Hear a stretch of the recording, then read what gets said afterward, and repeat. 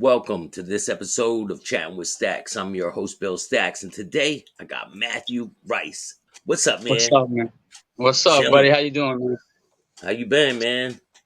I'm enjoying life, bro. I'm taking it one day at a time, man. I just enjoy my freedom, basically, bro. You know what I'm saying? I love every day I wake up in my beautiful home, my two perros right here. You feel me? Just Hell enjoying yeah, life, man. bro. So we're gonna get into your story, man. You want to tell the people where you were born and raised? Yeah, sure, man. Okay, my name's Matthew Rice. I'm 26 years of age. I was born in Westerville, Ohio. I grew up in Florida since I was 2. My dad brought us down here, man, and it's been uphill, you know what I'm saying, for the most part. And then, I kind of took my own path, and which led me to prison, you know what I'm saying? Selling drugs, glorifying the thug life. I'm going to put that in quotation marks, brother, because, man, I don't know what my infatuation was with, like, being a thug and selling drugs and all that shit because, bro, that is a bunch of bullshit, man. I'm just going to be real honest with you. All the money I made selling drugs, bro, does not account for the time I spent in prison. And don't get it twisted now, bro. I'm glad I went to prison because I learned so much. The homies call it escuela, right? It's flecha, which in turn means school. You learn. So when you go to prison, you know what I'm saying? You open your mind, you broaden it a little bit because obviously you're stuck in a 6x9 or whatever you want, and you ain't got nothing but your mind, you know what I'm saying? So either you can expand it or deteriorate it. I chose to expand it, you know what I'm saying? I read books. I was the president of Gavel Club. Like, you wouldn't expect it, man. Like, I used my time very, very wellly. And I started at a youthful offender prison. I went to Sumter CI in What 2014, bro. What was the And first case? What was the first case you ever caught?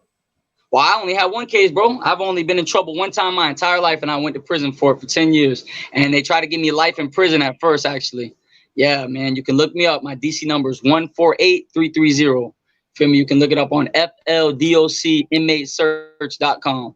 I Can went you to prison explain this? for Can you explain like how that day happened when you got arrested? Man, just to be real completely honest with you, bro, I wasn't in my right mind. I was selling drugs, and I was, like I said, I was infatuated with that thug lifestyle, man. Like, that was what I wanted to be, bro. I wanted to be a goon. And I was so influential. And what I mean by that meaning is you can influence me to do so much dumb shit. You know what I'm saying? Because I was a stupid ass kid, bro. Like, I just wanted to prove myself. I wanted to be that, oh yeah, I'm the biggest, baddest motherfucker, you know what I'm saying? And I went to a deal that night, you feel me, knowing that these people's intentions were to try and rob me. Like, I had a feeling they were going to try and rob me. And I was in the business of, okay, you try and rob me, I'm going to go ahead and make a name for myself. I'm going to go ahead and put your ass on a t-shirt or something. You know what I'm saying? And by the grace of God, they didn't die. I shot them both in the head. They did not die. I ended up going to prison for it. They didn't go to prison, though. You know what I'm saying? They even told the police, I got it in black and white paperwork, bro, in my deposition, that it was a premeditated robbery on their part. Now, granted, I'm not going to say I'm trying to justify the situation. I shouldn't have been out there carrying a gun and selling drugs to begin with. You know what I'm saying? But Did they at the pull end a of the gun day, on you? Did they pull a I gun didn't on give you him time to, first? bro. I went No. into Dude took me to an abandoned shed, and he tried to, like, steal me. And when he did, I ain't give him time. I weaved that bitch up there and busted his ass. You know what I'm saying? Feel me? I just war ready, you know what I'm saying? Like, I've been through a lot of crazy things, and I'm not gonna touch too much on that topic, you know what I'm saying, out in the world that I've done. I've things have prepared myself to, you know what I'm saying? How do I explain it? Right now, I'm a freelance personal trainer, man. You know what I'm saying? I don't know if you see my videos. I work out, you know what I'm saying? I got a mean ass workout routine, and I incorporate combat into that because of what I've been through. Sort of like a Navy SEAL type of shit, you know what I'm saying? And I did a Yeah. little bit of martial arts with it, you know what I'm saying? I really want to fight in the MMA and show the world what I can do, you know what I'm saying? But I ain't there yet. So I Is incorporate a that lot of combat is into that it. your goal to do Yes, that? sir. That is what I want to do as a profession. I want to fight in the MMA, bro, because I'm not gonna say I'm a bad motherfucker, but I'm a bad motherfucker, bro. I can hang with the best of them, and I can defend myself to the T because I'm gonna tell you something very important to me, bro. I love my dad. His name is Dallas Ray Rice Jr. He is alive. He's outside in his RV right now. That's my best friend, bro. And when I went to prison that first week, the first things I saw in my mind, I initially put, yeah, I'm gonna make a home to my dad, and I'm gonna do whatever the fuck I got to do as a soldier and a man. I ain't no fucking punk. I ain't no snitch. Ain't none of that shit. But as a soldier and a man, I'm gonna fight my way to my father. And you best believe, bro, that's what I did. I created my own workout. I'm very fit, bro. I just, the homie used to tell me, bro, a moving target's a hard target to hit. That's why I talk so fast. I move so fast because my mind's going 1,000 miles per hour, man. You feel me? It's just Yeah. to compensate everything. You feel me? So what was it like when you first got to prison? Because I'm gonna be real honest with you. I know it wasn't like It wasn't like it It was when you left, you know? Now listen. No, absolutely. It was way easier as my time going through prison towards the end, getting out. You know what I'm saying? In the beginning, I'm gonna be real honest with you. I always thought it was cliche for people getting raped and all that shit in prison, but I promise you, God strike me down right now if I'm fucking lying, bro. I went up 2014, January 24th, I believe it was. I block. That's where if you're a youthful offender, when you go to prison under the age of 18, you got to go to classifications, and they're going to either identify you as a YO, which is a youthful offender. You wear a red hat, and bro, they do the worst to you there because you're a child in prison. So the adults like to use their power, you know what I'm saying? Like, oh, you're a kid, you don't know nothing, so we're gonna beat you, fuck with you, we're gonna do what you don't know your rights, basically. So I Yeah. was classified as a YO. I'm carrying my little shit up I block. I block is a stair, you know what I'm saying? So you gotta go around it.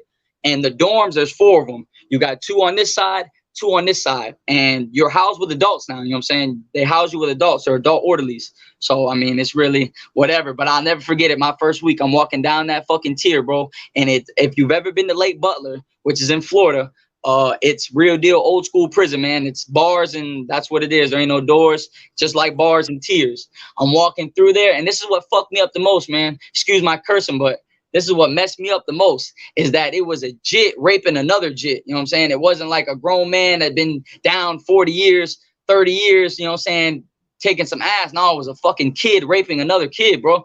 And I mean, I'm real attentive. If you see any videos and shit I make, I look down a lot because I don't like confrontation with people. And it's not because I'm scared of anybody or anything like that. It's that people don't know how to react to me, you know what I'm saying? And then my little PTSD shit will kick in to where I think a bitch is trying to attack me or something. So, bro, I gotta be careful around people, you know?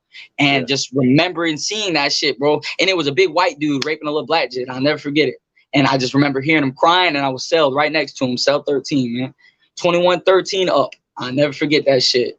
And that wasn't even the worst part, though, bro. Like, that wasn't even the worst part, bro. If you were ever at Butler, man, they got this fucking dorm right over there by the law library. It's J dorm.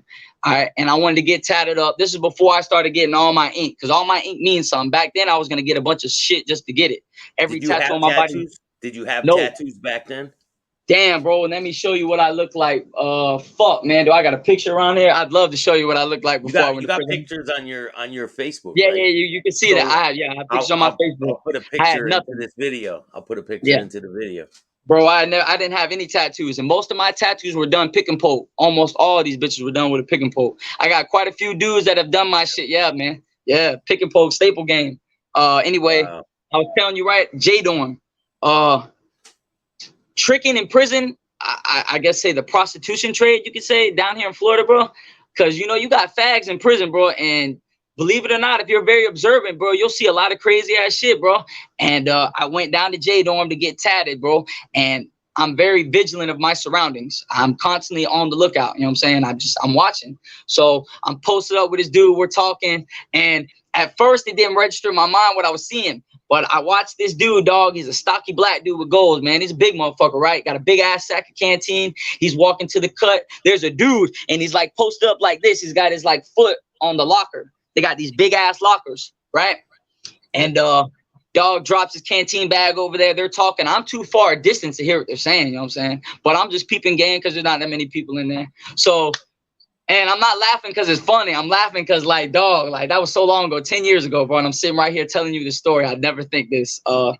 Anyway, dude looks around. He drops down, pulls his locker from under his bed. He opens that shit. And when I tell you, bro, he pulls out a little skinny ass white dude, bro. A little skinny ass white dude, yeah. I don't give a fuck. Listen, I do not give a fuck if anybody believes me or not, nigga. I know what the fuck I saw. I know what I see with my eyeballs, bro. Like, that's why I used to feel like I had to prove shit to people, bro. Like, that shit just blew my fucking mind. Little skinny ass white dude, bro. Yes, sir. Late Butler. Look how corrupt that prison was. And he Pulled gave his him the ass white out. dude for the That little skinny commissary. ass white dude, bro. I'll never forget that shit. So, hey, listen, you know what my ass did? I swear to God, dog. Strike me down if I'm lying. When I seen that shit, I looked at dude. I'm like, hey, yeah, bro, I gotta go do something. Turn around and got my ass about that dorm, bro. Boom, I was gone. God. Fuck that, because that was Wow. my first week in prison, bro. Like, I done seen bitches get look jits. Let me tell you about jit prison. Jits are so fucking stupid because they feel like they got this big chip on their shoulder and they gotta prove themselves to anybody. They gotta be these Billy badasses. Don't be white in prison, bro. Don't be a white boy down in the jit camp. All right, I'm just be real honest with you, because they like to prey on white people. And I look white, man. I look white. Now, let me give you a little background of my ethnicity. My father is Caucasian and Indian, and my mother is 100% Mexican. Feel me? I Yeah. identify with my Hispanic side because, I mean, I'm just more culturally inclined to that. You feel me? Yeah. I've learned all my yo habla español, puro español. You feel me? I learned all that shit in prison. I learned everything I know in prison, basically. You know what I'm saying? My mind was like a sponge.